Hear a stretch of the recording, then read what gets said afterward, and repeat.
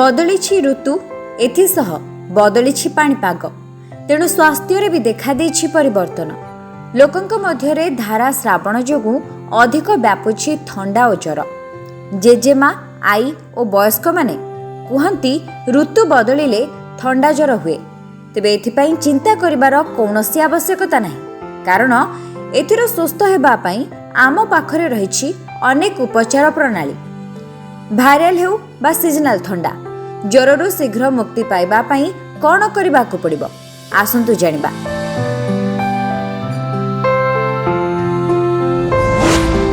रोगी को उपयुक्त विश्राम दबा दरकार।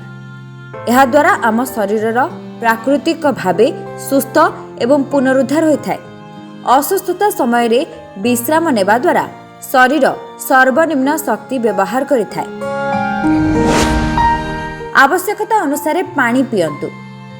प्रतिदिन को 6 ରୁ 7 लिटर पानी पीवा द्वारा शरीर एवं मांसपेशी जंत्रणा होई न थाए। उषुम पानी रे गाधोइबा, यह द्वारा शरीरर मानसिक और शारीरिक चाप कमी जाई थाए। रक्त संचालना बढ़ाइबा सह आपनकु अधिक आरामदायक एवं सतेज अनुभव कराई थाए।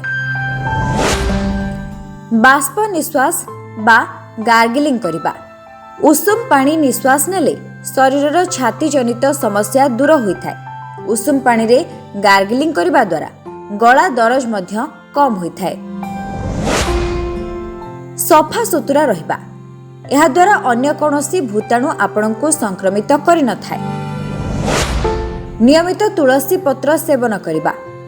प्रत्यह सकाळे 8 ରୁ 10 ଟି तुलसी पत्र सेवन करिबा द्वारा आपण थंडा और ज्वर भली समस्या ठारू दूरे रहि परिबे।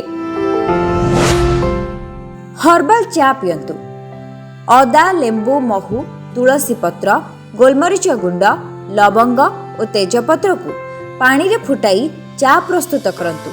याकू पीबा द्वारा आपणक थंडा कमिबा सह देह को आराम लागि थाए। ए समस्त उपाय जदि आपण आपणाउछंती तेबे भाइराल किंबा सीजनाल थंडारू आपण तुरंत मुक्ति पाई परिबे। ब्यूरो रिपोर्ट, जयजाति एक्सप्रेस।